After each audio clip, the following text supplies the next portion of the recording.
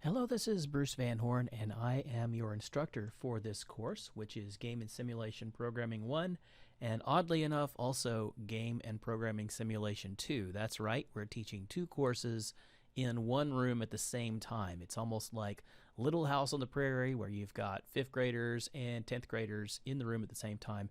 I'm not implying in saying that those of you taking the first year course are 5th graders. Didn't mean that at all, just meant that we've got two different subjects, two different levels of detail going on at the same time. And as such, we're going to teach this class as what we call at Richland a hybrid course. A hybrid course means that there's a very strong online component as well as an in-class component. So you'll be learning a lot online and then coming to class to ask questions, get feedback on your projects, and learn about various experiments that we can only do in class, but by and large, things are going to be done online. So to that end, I thought I would review your syllabus with you, and for this video, we're going to take a look at the Unity 1 syllabus. So let's go in to the course. I've logged into Blackboard here. Blackboard, by the way, is the product name for what I think most people call it eCampus, but I've been around for a long time and I remember it being called Blackboard from long ago. So you may hear me say Blackboard, you may hear me say eCampus. They are the same thing. Alright, so I've logged into the course and you'll note that there is this link here that says course documents. So let's click on that and we'll go in here and you'll be able to find the syllabus for the section in which you are enrolled.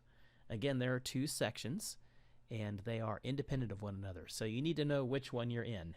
If you are in GAME-1443, which is the introductory course, then you will be in what I call Unity 1. I call it Unity 1 just to keep the name straight. I want everyone to realize that we are teaching Unity in here. We're not teaching some other game engine like Unreal. I know we have Unreal classes in some of the other sections that we teach, but this one is all about Unity. And then for the second section, which is 1459, that is called Unity 2. That's what I call it. It's actually Game and Simulation Programming 2. That's a mouthful. Unity 2, Unity 1. Those are easy to keep straight. And if you're not sure which one you are in, probably the easiest way to figure that out is if you've had Unity 1 before, you're probably enrolled in Unity 2. Otherwise, you are probably in Unity 1. So Unity 1 is the introductory course again, and the Unity 2 class, colloquially, is the advanced course. So let's take a look at the syllabus for Unity 1. I'll go ahead and click on that. And it's going to download as a Microsoft Office document. Let me open that in Word. And we'll take a look at what this looks like. I'm going to go ahead and close this little message here at the top. And the section or the syllabus is pretty much the same between the two classes, so I really don't need to show both of them at this stage. We're just going to go through and really show what the different sections are and what's in here. So at the top you'll find the section and the number. Again, it's Game 1443 or 1459 depending on which section that you're in, and then there's a section number that's pretty much always 83501 for the courses that we teach in our department. And then the title of the class, Game and Simulation Programming 1. Here's our semester. Our dates are January 20 through May the 12th. The information on credit hours is there. Our meeting times are Thursday evenings, 5:40 until 9:30. Given that we are a hybrid course, I really doubt that we will use that entire time period. I usually am, when I teach solid lecture courses, I usually do use all of that time, but since most of this is going to be pre-recorded, we will probably meet for probably significantly less than 4 hours, which is probably good news to everybody. This allows you to move at your own pace. If you need me to stay the entire 4 hours, I certainly can, but I predict that you probably won't need that much help. Again, if you do, though, it's okay. All right, the room that we're meeting in is T252. And the instructor information is there. Again, my name is Bruce Van Horn. My email address, you can reach me at bvanhorn@dcccd.edu. Now, I have a little trick that I'm going to show you, probably in another video, on how to get in touch with me easily. Basically, it entails adding a little thing to your subject line that says student question. And I'll explain all of this later, but the basic gist of it is we get a lot of spam at Richland College. There's just an unbelievable amount of email that comes out of this august institution on a daily basis, and it's very easy to lose emails from students in the hundreds, sometimes hundreds of emails that we get every day that don't really pertain to our work. So I have this nice little trick, and I've got a rule in my email programs that alert me when anyone sends me an email with a particular tag on it. I'll show you that a little bit later. There's a phone number here. This is a generic phone number. This is not my personal phone number. You can find my personal phone number on the website. I list my contact information on the Blackboard/eCampus website. If you need to get in touch with me, there's a whole section on how to do that. So this phone number is basically just the access office. That's for the adjunct faculty. If you're not sure what an adjunct faculty is, I'll tell you. Basically, it means that I do not work at Richland College full time. I teach only these 2 courses, which are, I guess, sort of combined into one course, but technically I am teaching 2 courses. And aside from that, I have what I guess could be, again, colloquially called a day job. I have a regular programming position with corporate America. I work for a small company called Visual Storage Intelligence, which is part of a slightly larger company called Clear Technologies. And my day-to-day function is to manage a team of programmers as we work on products that that company sells. All right, moving on to the next point in our syllabus. There is an office and mailbox location. Again, this is generic. I don't really have an office since I, again, am an adjunct. But if you need to get in touch with me, again, we have a procedure for that. Office hours, I don't hold traditional office hours, partially, again, because I don't really have an office. But if you need me, if you need extra help outside of class, contact me. We'll make an appointment, and we'll get together and get you straightened up. I want to stress this because all too often I have students that get stuck. This is kind of a hard class, regardless of which one that you're in. Obviously, advanced is going to be harder than the beginning course, but if you get stuck, you really need to tell me, especially in this format where I don't see you as much when you're doing your exercises.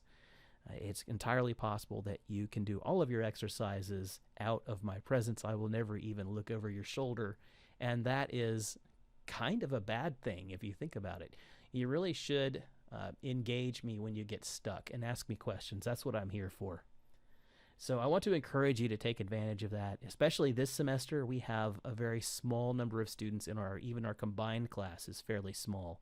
So your ratio of students to teachers is very low. I've got as far as I know, I only have 5 people in our section. So 1 to 5, that's pretty good. So if you need help, we have plenty of time, plenty of resources in which we can help you. All right, the prerequisite for this course, there isn't one listed. That's a little bit false.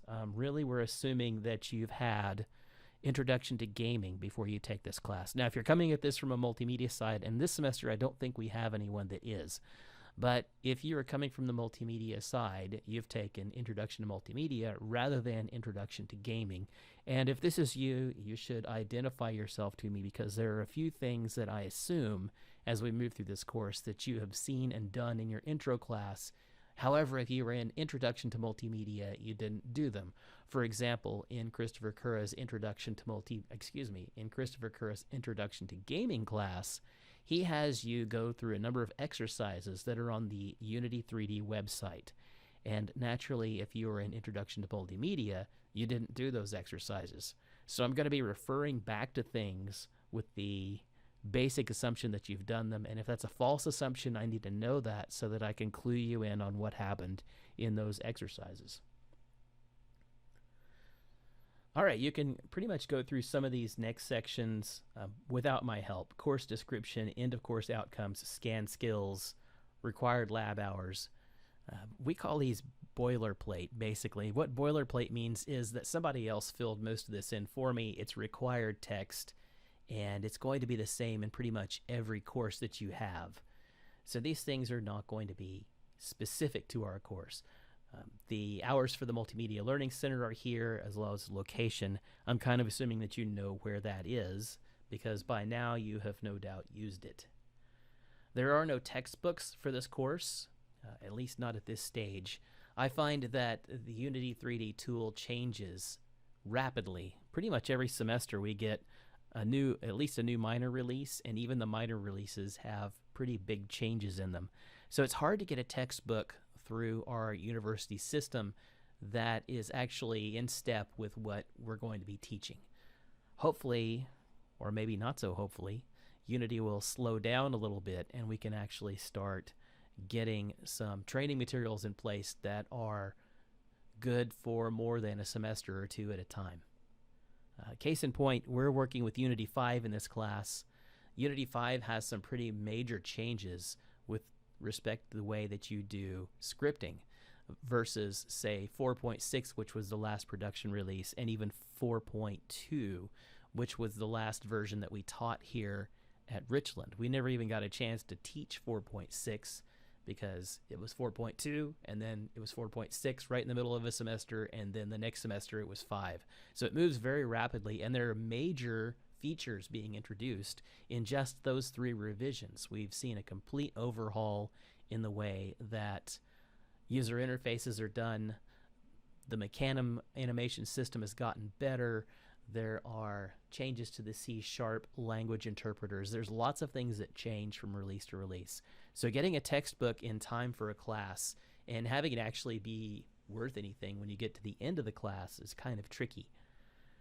So to that end, we're not going to be using a textbook. We're going to be relying instead on lectures, labs, written materials, and things that I basically show you in our hybrid course. As for supplies, again, you really don't need any. These are just standard things that we list with all of our courses. You might want jump drives, external drives. I don't think anyone really uses blank CDs or DVDs anymore. Cloud storage is really helpful. And the one thing I would add to this that didn't make it onto the list, since it's a hybrid course, you might want a decent set of headphones so that you can listen to the audio of the video presentations in labs, and they're pre-recorded. So again, it would be helpful if you had a good set of headphones. And I say good, I'm being a bit of a snob. You can use whatever headphones you want. I like to use a halfway decent set that's kind of comfortable because I know I'm going to have them on for long periods of time. But this certainly isn't something you need to spend a lot of money on. Just get whatever you like and whatever you're comfortable with. And I'm sure you probably already have a set of headphones that you're listening to your music on right now. Okay, let's see what the next section is. Required lab hours. Again, this is boilerplate. Students are required to spend at least 2 extra hours per week outside of class working on projects. That's probably about right. It will probably take you 2 extra hours a week to do some of the labs and some of the work that we assign. But we kind of also bake some of that into the time that you spend in class anyway. So that would be really a total of 6 hours that you're going to spend on this course every week, which is kind of a big time commitment if you think about it. We have a lot to cover and a lot to learn regardless of which section that you're in, and so it does require a certain time commitment, and I think that's probably an accurate description of what you'll be spending. Perhaps not every week, but certainly when you get towards the middle and towards the end, we're going to be using all of that time. The next section outlines the Multimedia Center information, hours of operation, things like that. You can look at that at your leisure. And, oh, you know what? It changed the page, but we've actually already covered that section. I see what it did now. Okay, no big deal. The next part that I guess we cover is specific to our course, the course outline. And this is sort of a rough idea of what I think that we'll cover in our class and the rough order in which it will be covered. So again, it's kind of a rough cut. We've changed the format of our Unity class from semester to semester, and in this particular semester we've changed things a little bit so that we're not doing quite so much introductory programming instruction. We're spending more time just in working with Unity. And I realize there's probably going to be some overlap with some of your other classes. For example, if you take a level design class that featured Unity rather than Unreal, then some of this is going to be probably something you've covered before to a certain extent, and that's okay. It's good for you to see it multiple times from several different instructors and several different perspectives, but the overlap I think will probably be somewhat minimal. So these are the things that I think we'll get to. We're going to start with introductory material, scripting basics. We're going to talk a lot about user interface. We're going to learn how to save games to the disk. We're going to work with sound just a little bit, and then we're going to spend a lot of time working on physics. That's a big part of what you're doing in Unity with respect to game development. You're learning about colliders, rigid bodies, simulating materials, moving things around, working with gravity, time, and space. We'll spend some time on two-dimensional workflows. This is one of the things that's a recent addition to Unity. It has a very nice 2D workflow, and so the tool really is evolving from what was originally just a 3D game development tool. Now it can really replace Flash or Coco's 2D or any of the other really prevalent 2D game design and game development frameworks. We're going to work with the Mecanum and the classic animation systems. And when we get to the end, I've got something called Greenbelt scripting. And this is sort of a reference that you'll see in a few of my lectures. I used to be, a long time ago, I studied martial arts and I used to teach martial arts. And one of the things that I noticed is that in the belt system, the green belt is like the third belt that you usually get.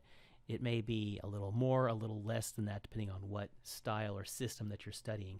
But a green belt is usually around by the time you start becoming proficient. So the green belts are a little bit dangerous. You don't want to get punched or kicked by somebody with a green belt. It's not as bad as getting beaten up by a black belt, but certainly they are a force to be reckoned with. And hopefully by the time we get to section 9 here, I hope that you'll be a force to be reckoned with in Unity. So there's a few things that you need to learn that are really important, like message passing, ray casting, and coroutines. So those are sort of slightly advanced topics, and I'll introduce you to those. And then at the end, we'll talk about final production, testing, and publishing your work. On to the part that you probably care the most about. How are you going to be graded? In my courses, I keep the math as simple as I can. So once upon a time, I used to make it really simple. You got a score between 0 and 100 at the end of the semester. There's no math, there's no weighting, there's no curve, none of that. You just turn in assignments. You get 5 points there, 10 points here, 20 points, 30 points would probably be the most you would get for anything.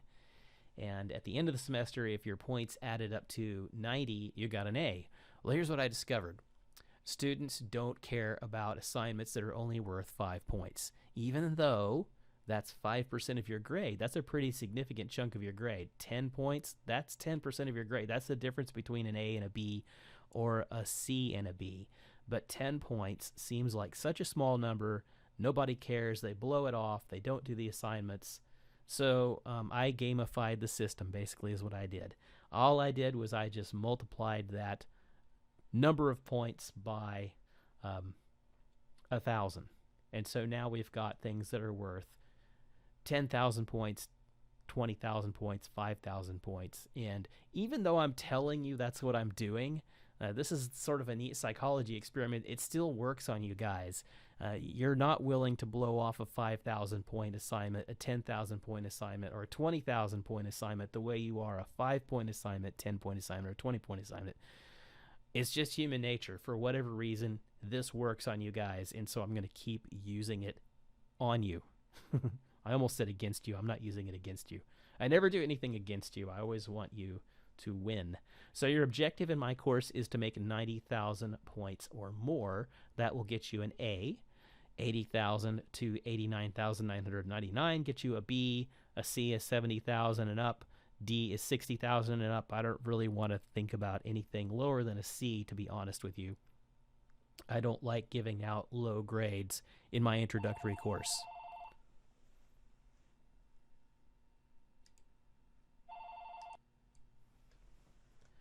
All right, I'm back. That was a quick That was a quick phone call from my kids to tell me that my oldest daughter ate all her dinner. Everyone give her a round of applause. She actually had seconds. I'm very proud. Okay, back to the topic at hand. Again, 92,000 is an A. That's what you're shooting for. I don't like to give failing grades in an introductory class. I realize that there are probably a number of you that are taking this class merely because you have to. So you have an artistic inclination and you're planning to be a level designer, or you're planning to be a 3D artist, or you're planning to just work on the media side of things and probably not do a whole lot of coding.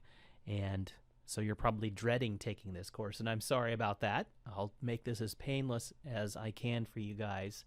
But it is a good idea, and this is the reason why we make artists take one programming class, for you to understand how your art works interactively and what goes into actually making things interactive. That's important because you need to know how it all works. So yeah, other than that, I get it. I know you don't like to code, and I'm sorry for that. But again, it's important that you understand how all this stuff works together. So let's make it through this. And then those of you that are really here just for, say, our new coding degree, it's brand new this semester, never been offered before. We're just going to basically try to teach you guys as much coding as we possibly can. And then there's probably a group of you down the middle that maybe you're not quite sure. Maybe you're shooting for sort of a generalist position where you know a little bit about coding, you know a little bit about art, and just sort of you want to figure it out from there, and that's great too. So we have different levels of interest, and then we also have different levels of skill coming into the class. So for some of you, this will be your first programming class ever. Some of you may have had something in high school, or maybe you had something here at Richland. You've taken an earlier course, maybe a C++ course or a C course, or maybe even a C# or Java course. All of those things are going to help you. And then there are some of you who are probably really talented self-taught programmers. Maybe you've been in the industry for a few years. Maybe you have some training outside of Richland, or maybe you've taken a lot of classes at Richland and you've already got a solid grasp of the basics, and that's also great. I can offer something to all three levels of student in this course. But again, remember that you're shooting for a point total. And so we've got different kinds of assignments. And if you look at the points breakdown on the side, you'll see how it's broken down. So I've got some of it in assignments, some of it in tests and quizzes, some of it in projects. And so this sort of spreads the points around a little bit so that if you're really terrible at taking tests but really good at making things, you'll be okay. If the opposite is true, then you've got this sort of spread of points where you can really sort of focus on the things that hopefully you're really good at. I think, though, I probably weight things a little heavier towards making things, because that really is the focus of what we do here. We make things. And that, to me, is more important than anything else, is when you come out of this class, I want you to be able to actually make something. Okay, another thing that I'll tell you about, down here at the bottom, it says at least. Usually throughout the semester, I add assignments. Sometimes I think of new assignments. Hey, that would be a good idea. Sometimes students actually suggest assignments. Hey, wouldn't it be cool if we did this? And I'll say, yes, that would be cool if you did that. And so we'll add points. It's not uncommon as you get towards midterm to see more than 100,000 possible points on the board. That doesn't change your target. Your target is always to get 90,000 points. Even if there are 150,000 points possible on the board, you can go get 90,000 points and still get your A.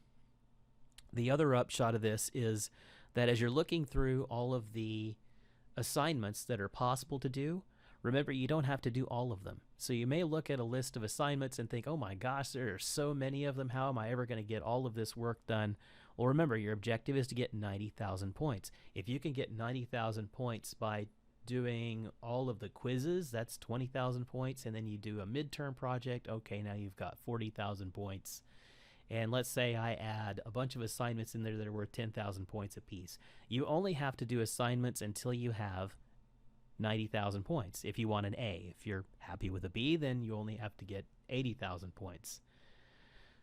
So again, just treat it like a score. You're trying to go for the number of points that you want to get that corresponds with the grade that you want to get. All right, the next section is the academic calendar. I'll let you read that on your own. Drop date is February 2nd. Withdrawal date is April the 14th. And let's see if there's anything else on here I need to cover. Academic progress is not really me. Classroom policies.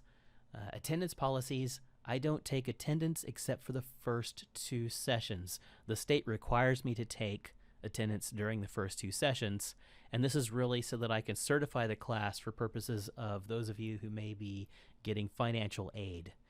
So if you're on financial aid, you really need to be in one of the first 2 classes at least, and certainly you need to be there during those first 2 classes so that I can certify your attendance.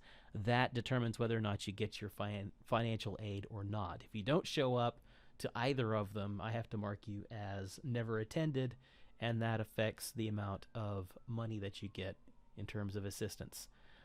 If you don't care about financial aid, really, you still have to come anyway. I take attendance on the first 2 sessions, and then after that, I really don't take attendance because, again, there's no real textbook with this class, and so you really have to show up in order to get the material. Now, with that said, that's what I usually say in my classes. This is a hybrid course, so attendance is really something that's almost outmoded. You need to show up every now and then. I think you should show up regularly, actually, so that I know who you are. It helps if I know who you are.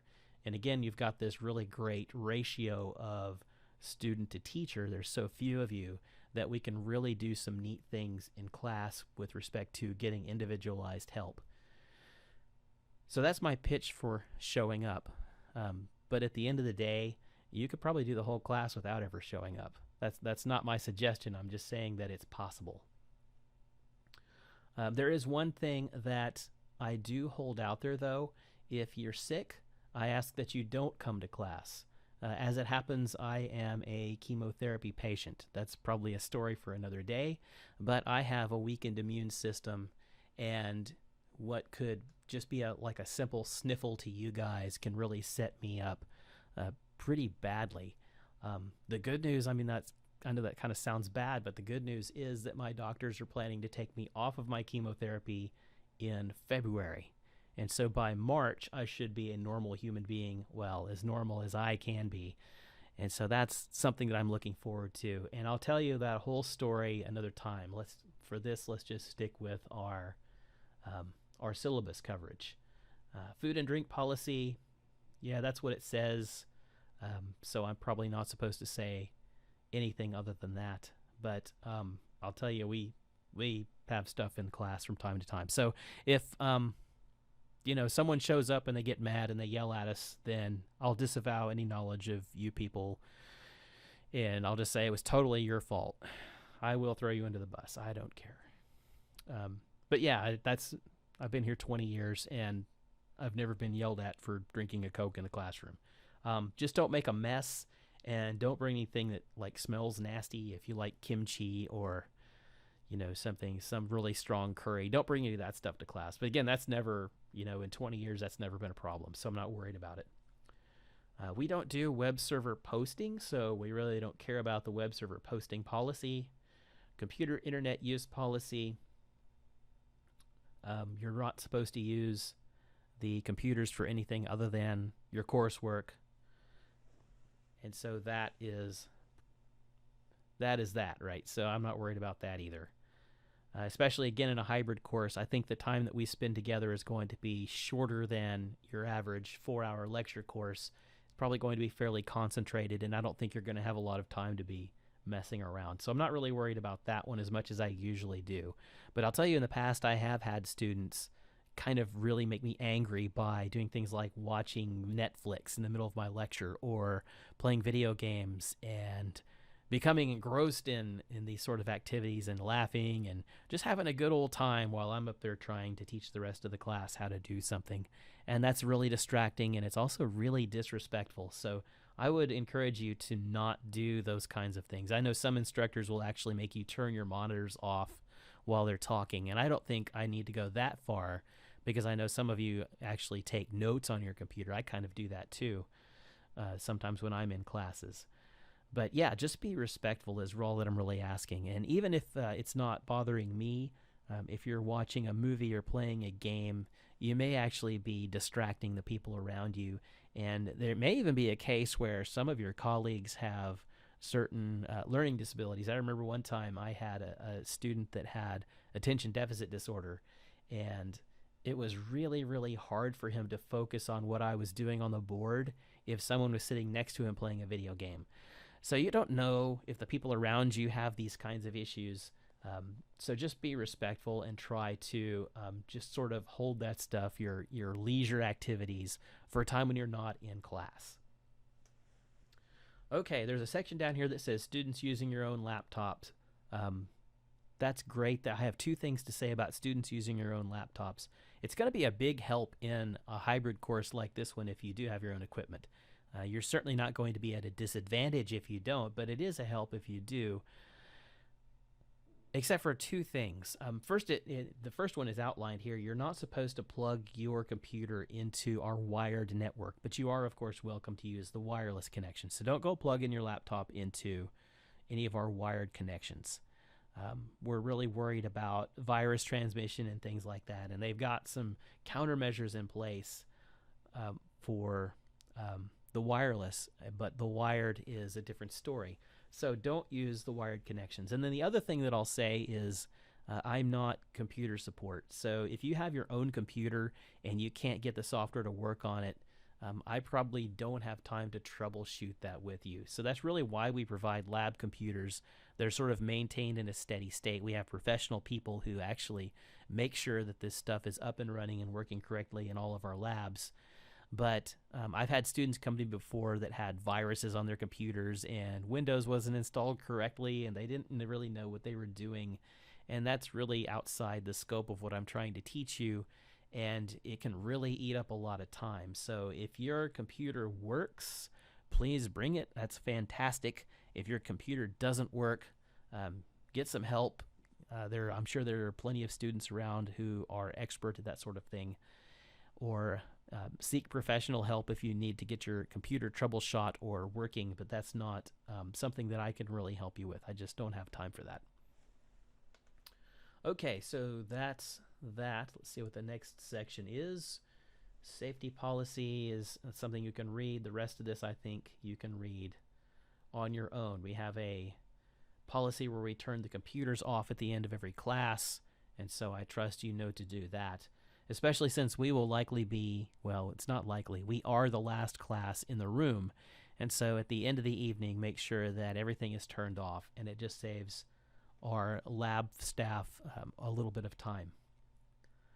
We've got a section in here for continuing education students. I'm not aware that we have any enrolled, so I'm not going to worry about that one.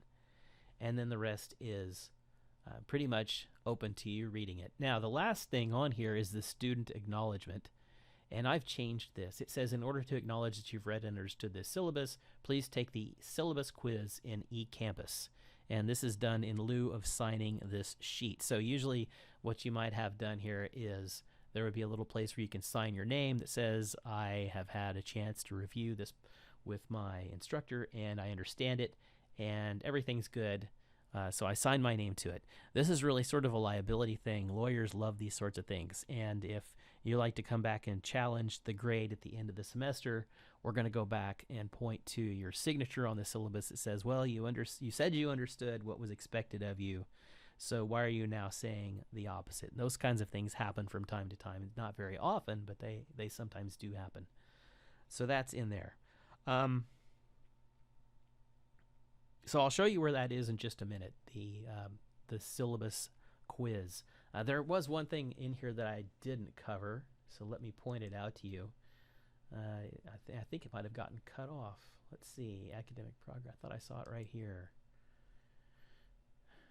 Oh, it was just something about the code of conduct. The students at Richland College do actually have a code of conduct. There used to be a section in here on it, but I guess it's not in this one. And it regards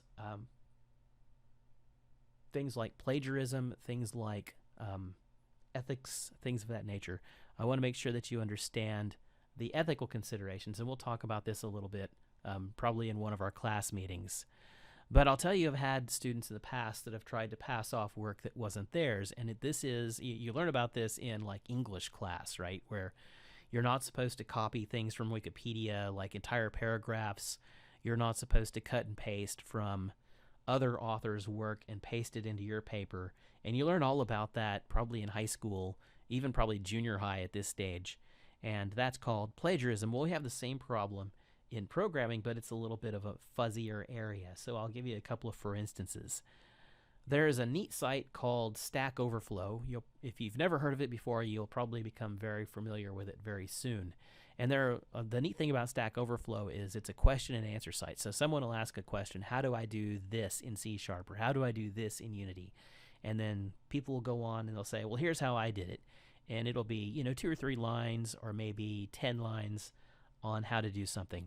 And if you want to copy and paste something that's an example like that, that's really short, it's just sort of a puzzle piece, that isn't really considered plagiarism.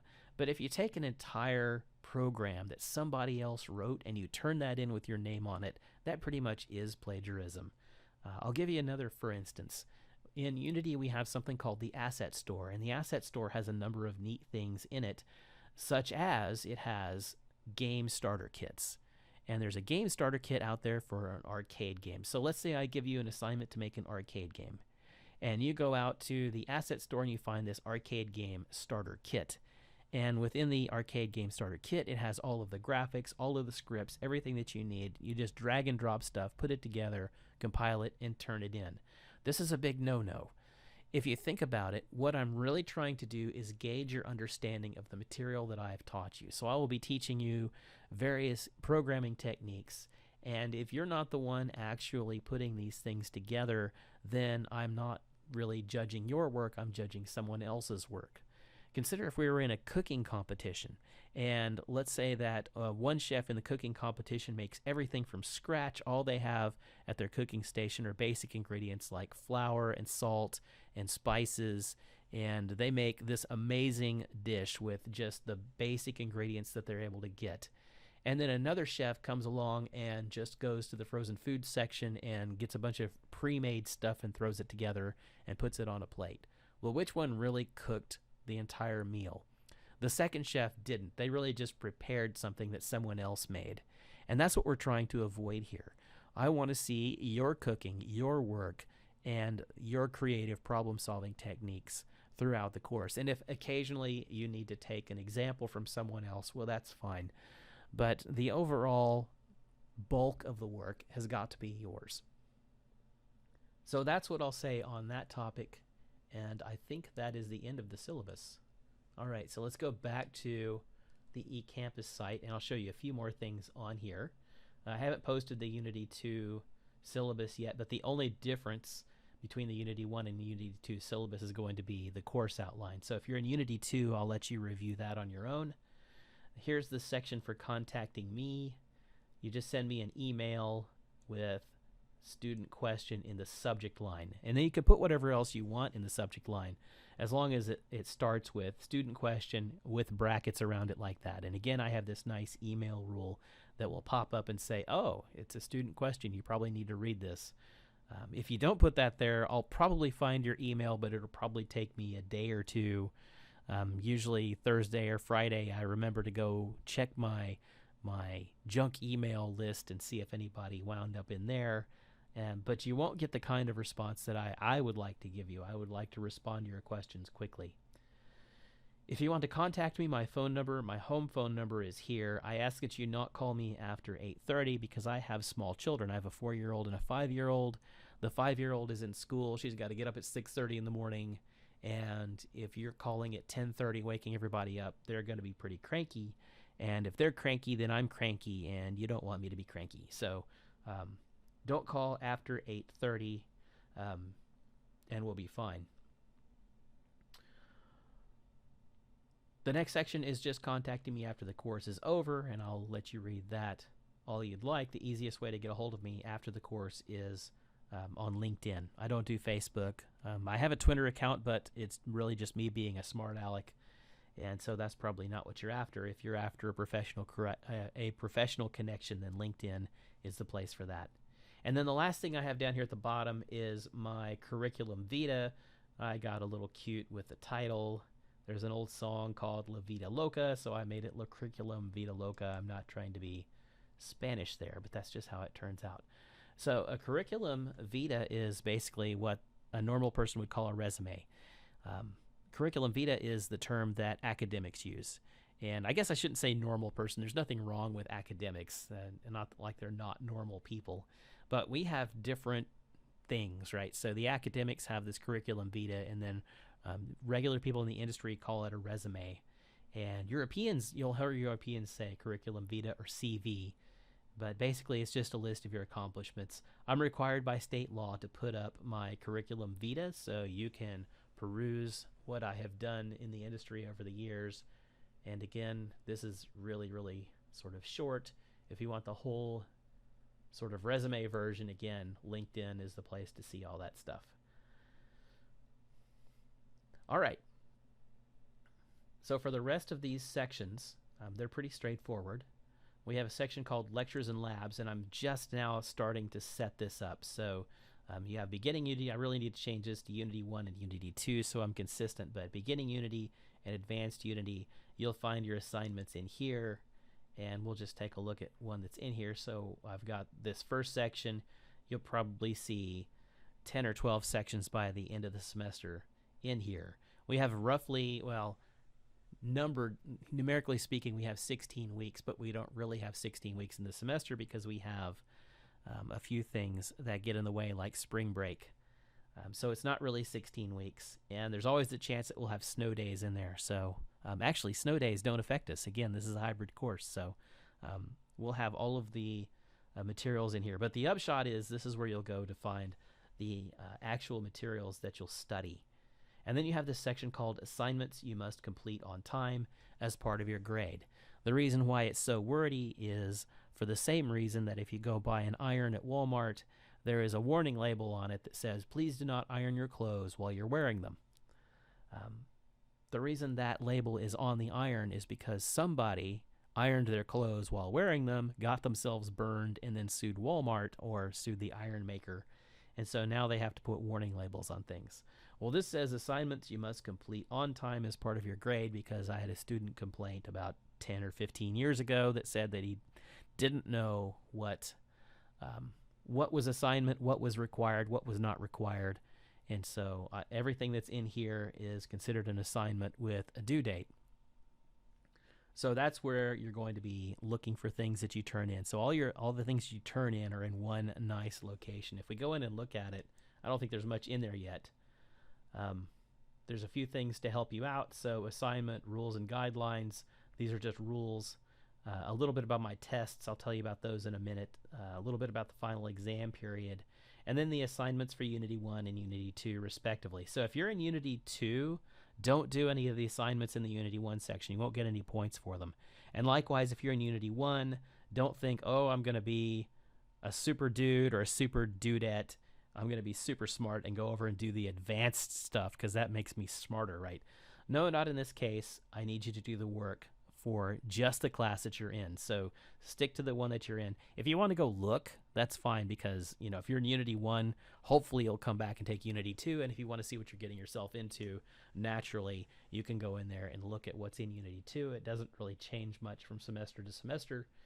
And you're welcome to peruse all you'd like. Likewise, if you're in Unity 1 and you've forgotten how to do something, you could go back and look at the material for Unity 1 and hopefully get a refresher. So there's reasons to have it available to everyone, but remember, in your assignments, just do the one that you're enrolled in. Okay, let's go over our assignment rules and guidelines. So really in my course, it's important what you know at the end, but what I'm really looking for is work ethic. I want to see that you're actually doing the work that I'm assigning and that you can do the work that I'm assigning.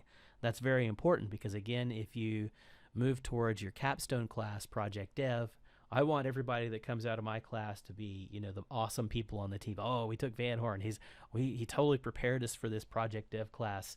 And I consider it a point of pride that my students do really well in the project dev class, and likewise do really well on interviews once they leave Richland. So this really is about doing the work, because in the industry, it really is all work ethic. Whatever you learn, whatever facts that you learn, whatever trivia that you learn, that's the kind of thing that can be looked up. I remember there's a story about Albert Einstein, who was once cornered by an interview, a member of the press, and he asked Albert Einstein, well, you're pretty smart. What's the speed of sound? And Einstein said, I have no idea. I can go look that up. Why don't you give me a question that tests my reasoning? Well, he may not have said that last part, but that's kind of what I sort of take away from that. So it's not as important that you memorize, maybe the event names that are fired in Unity in the correct order. That's probably something you would want to memorize, but at the end of the day, if you didn't know it, you could go look it up. What I really want to instill in you guys is work ethic. And so there's lots of assignments. They're poignant. They're things that you'll do in the real world. We don't have, a bunch of abstract problems that aren't that useful. So maybe if you take a computer science course, you'll write a program that simulates how to solve the Tower of Hanoi problem. Okay, that's cute. But that's not something that you're going to do in the real world unless you're making a Tower of Hanoi game, which would be pretty boring. So I try to move you towards doing lots of quality work. And this is another thing I'll say about this. I get some students come in and say, well, I've been in the industry for X number of years. I already know how to do all this stuff. Do I really need to do these sort of pitiful little simple exercises at the beginning? And the answer is yes. If you're not willing to do simple things at your job, then you're not really going to be a good employee. You're not really going to be a good teammate. You're going to think that there are things that are beneath you, and that's not a good attitude to have. So I want to make sure that those kinds of thoughts are, I don't want to say weeded out, but certainly controlled. It's important that you be willing to do the simple things, and then do the hard things, and then do the interesting things, and sometimes do the not so interesting things. And that's what's going to really make you a solid contributor on any team in which you are participating. I've already mentioned the second point, all of your work must be your own, so I won't cover that again. Third point, all work must be done in Unity 3D. This is a Unity 3D course. I expect all of your code to be written in C#. I had an incident, I guess, recently where someone tried to turn in an assignment in a different language and a different tool and didn't understand why that wouldn't fly in a Unity course. And it's like, well, it's a Unity course. You need to do your work in Unity. So hopefully that's enough said on that topic. I do expect all work to be in Unity, and I do expect all scripts to be written in C#, no JavaScript, no Unity script, just C#. Some of these are not like hard and fast rules. They're more like advice. So the next point, number 5, is advice. So you're going to have some tests, and I recommend that as you study the material, you take the tests. The natural inclination for most students, I think, is to wait until the last possible minute, which would be final exam period, and that might be as many as 12 weeks after you got a hold of the original material. So if you're taking the test on variables, you should probably do that right after you learn the section on variables. And it's fresh in your mind. You don't have to go back and rewatch anything. You can work towards passing that test with the highest score that you can get before you move on to the next thing. Now, you don't have to do it that way, but I really suggest you do it that way. Again, just because you'll get to the end, you'll forget a lot of things, and you won't be able to pass the test as readily as if you had just done it, right after you had taken the material that the test covers. Okay, and that kind of naturally segues into number 6. I give you a lot of time to do the assignments, right? So we do, however, have a hard stop at the end of the semester. And again, I've been doing this for over 20 years now, and I have seen very, very, very few students who actually come up with an action plan that gets them through the semester, maybe even a week early, and they sort of manage their time well. That just doesn't happen. Generally what happens is students blow everything off until the last possible minute. I don't recommend that as a strategy. You can't do that in the industry either. You can't write your game the day before it's set to ship. So you really need to start developing some mental discipline. And I can call you out to a certain extent, but it really, again, has to be you doing the work and doing the heavy lifting on this. And if you can just get in this habit of figuring out the time it takes and how long it will take to do something and disciplining yourself to get the work done, in good stages over time, so that you have the chance to get feedback, the chance to ask questions, and the chance to, quite frankly, if you need to, do a part of it over again if it comes to that. Again, if you wait till the last possible minute, these opportunities are not there. So I want to encourage you to sort of manage your time well. Next point. When you turn in, it says unit project work. That's what's throwing me off. When you turn in Unity project work, I'll go back and edit that. You have to zip the entire folder, and I'll show you how to do this later. But I get students that sometimes turn in their Unity work, and all they turn in is the Unity scene file. Well, the Unity scene file by itself doesn't do anything. So this is a skill you're going to have to learn. You have to zip the entire thing up. Next point. I only accept zip files, so don't get cute with RARs and TARs and all these different compression file formats. That pretty much forces me to have like every possible unzipper available in the world on my computer, and that's not really fair. So everybody can make a zip file regardless of whether you're a PC or a Mac. So let's just standardize and use zip files. When you turn in written assignments, if you have any written assignments this semester, and I suspect you will, you don't have to zip those. You just have to turn them in, and it's any Microsoft Word compatible word processor that you want to use. So if you wanted to turn it in as straight text, that would be okay. Nobody does that though. So you can use Word, you can use, if you're on a Mac, you can use Pages, you can use any of the open source word processors that are out there. They all will work with a format that Word recognizes. So if it doesn't let you save out like a doc file or a docx file, then you can use RTF. Anything like that is fine. When you turn those in, don't zip them up, just turn them in straight as the document file. That lets me grade them directly in eCampus without having to download them, and that's just nice for me. So try to do that on those assignments, and I've put little notes on the written assignments reminding you of this. The rest, I'll just go ahead and let you read that stuff.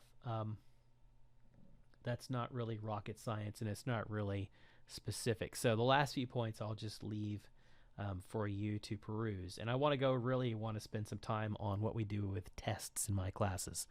I take a rather unique approach to tests. Usually what I do is I give you the questions very early. So since Unity 1 has been taught before, you'll probably have all of your test questions on the first day. If not, then you'll probably have them, say, by the second or third meeting. And what I do is I give you all of the questions that are going to appear on the test. It's not a trick. It's not sneaky. It's not anything. I want you to pass the tests, so why wouldn't I give you the tests? So that's what I do. I give you the tests, and then the tests are available in Blackboard. You can take the tests over and over again, starting with whenever they're made, available all the way up to the final exam period of the course. So let's say you have 5, I don't know how many there are going to be yet, but let's say there are 5 exams. And you have all 5 exams on day 1, and you can take all 5 exams over and over and over again. You can take them 10 times a day if you'd like, and just keep going until you finally get the score that you'd like.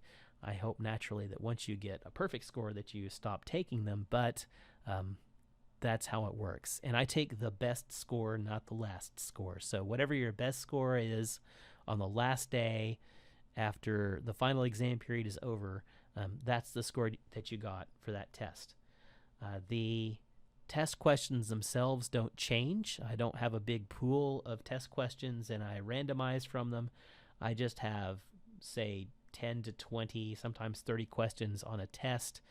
And I do randomize them, though. So each time you take them, the questions will be in a different order, and they're usually multiple choice because that allows you to get your feedback right away, and you don't have to wait for me to grade them. So they'll be randomized. Question 5 the first time you take it, maybe question 12 the next time you take it, and the answers A through D will be scrambled each time as well. So You can't just sort of by rote go through and check the answers and sort of mechanically figure out what the answers are. Actually, you can. I've had students do that. It's really a waste of time. It takes far less time to go look up the answer than it does to try to game the system and deduce the answer based on, just answering all of them A, all of them B, and then seeing which ones got right and wrong. That's like playing a great big game of Mastermind, and that takes a lot of turns to get that right. I would encourage you to just go, just do it the right way and go look up the answers. Final exams.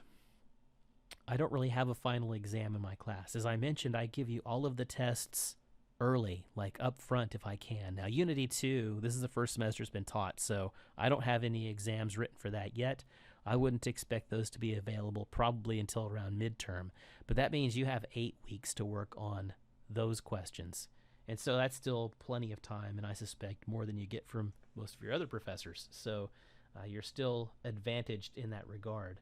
So the final exam period, my contract says that I have to be there. I have to give a final exam, even if nobody shows up. So usually what we do in the final exam is we make sure that all of the work that you've turned in for this semester is available to me, that I can download it, that the zip isn't screwed up or the upload didn't work somehow, or maybe you made that mistake I mentioned earlier and you didn't turn it in the whole Unity project folder structure, and I don't have enough to grade you. So that's the best use of that time that we have, is we get to the end and we make sure that everything that you turned in is what you think you turned in, and that way there aren't any surprises when you get your grades in the mail, a week or so later.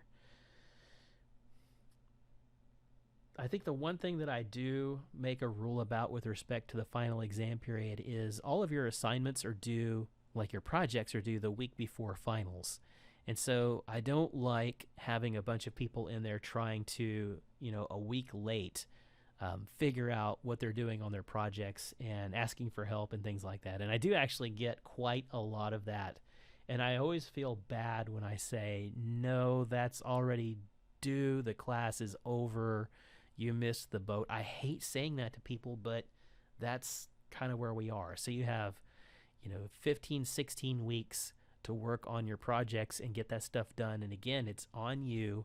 It's your responsibility to know when the projects are due, and it's on you to know what the requirements are. They're all listed, and if you have questions, then you need to ask those. And this goes back to my expectation that you'll be at least trying to manage your time effectively. Okay, so that's probably it for this section, and the assignments are going to fill up as I create them. I wouldn't expect them all to be there, on day one, especially for Unity 2. I'm having to go through and make all of these recordings from scratch. I can leverage some things that I've got for Unity 1, having taught it for several years now, but the Unity 2 material is going to be brand new this semester. Let me see, is there anything else that we need to cover? Assignments, we got that. These are all going to be filled in. I don't think there's anything in here yet, except for... Oh yeah, our syllabus quiz. I didn't. I've told you we were going to look at that, and it isn't actually available yet. It's only the 17th, and so classes. Our first class is it's a few days away. It's not till Thursday. Today is Sunday, and so this is not available yet. But on Thursday, this will magically appear, and basically. I can actually show you that it won't look the same for you guys as it does for me because I'm editing the quiz, but the instructions are there. You've probably taken a quiz before. That's what it looks like. So you'll read the instructions and the directions and all of that stuff, and you'll click begin, and the syllabus quiz just has one question on it. It says, I have had the opportunity to review the syllabus and ask questions. I understand what is required, etc., etc. You can read all of that. And then, of course, the correct answer is true when you get down to the bottom. You're supposed to click true and then click save and submit, and you get a few points for that. In case you were thinking about gaming the system and taking the syllabus quiz for Unity 2, I am smart enough to go back and realize that you only get points for one of them, and so I already thought of that. But, good on you for trying to game the system, right? So you get 1,000 points for this, and it's a nice little audit trail for me that says that you actually read the semester and you at least thought that you understood it.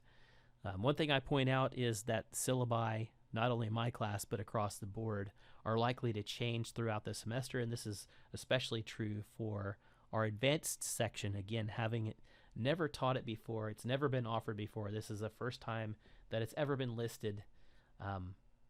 There's a high likelihood that that's going to change. For the Unity 1 folks, sometimes the syllabus changes based on our progress. So I've got a fairly aggressive schedule on the board here on our, what I hope we were going to get done in the syllabus. If everyone keeps up, that's great. If not everyone can keep up that kind of pace, then we'll probably reduce some of what we're hoping to accomplish in order to focus on the things that we really need to focus on. And again, I hope that you have this sort of command of the basics as we get out. So that's really my first objective. And then if we really do get into, that section 9 stuff where we're doing some of the more advanced things, that's okay if we don't get to that, because we cover that again in the advanced course. So there's a little bit of overlap, but not much. And I think that is it for our syllabus overview. So if you have any questions regarding the syllabus, again, you need to get in touch with me, ask me questions. All of that is listed in course documents. And again, contacting me is done here. And I'm assuming you have a link in, mine looks a little different than yours does, but I'm assuming you have a link in here to contact me. It's probably under Tools. And then from there, I usually can't find it because I have so many things under Tools, so I usually just do a search on email, and it usually finds it for me. There it is. Send email, and I probably have a few things on here that you don't have. So there it is, all instructor users. So yeah, just go in here, and you can send me a message directly. Don't forget to put student question in it, like so. Oops.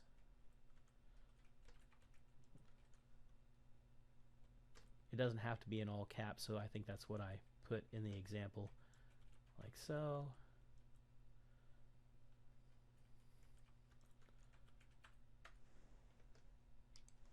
And then you can type your question in here. So you can say what your question is.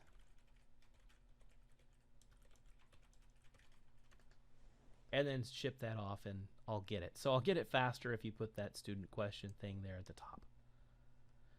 All right, so that's it. That's the overview for the course. We've gone over our syllabus, and I look forward to, we'll do some of this in our first meeting as well, but I like to record it just in case you would like to review it again, or in case you couldn't make the first meeting. So that is a wrap. I look forward to teaching you as much as I can about Unity, and I look forward to working with you.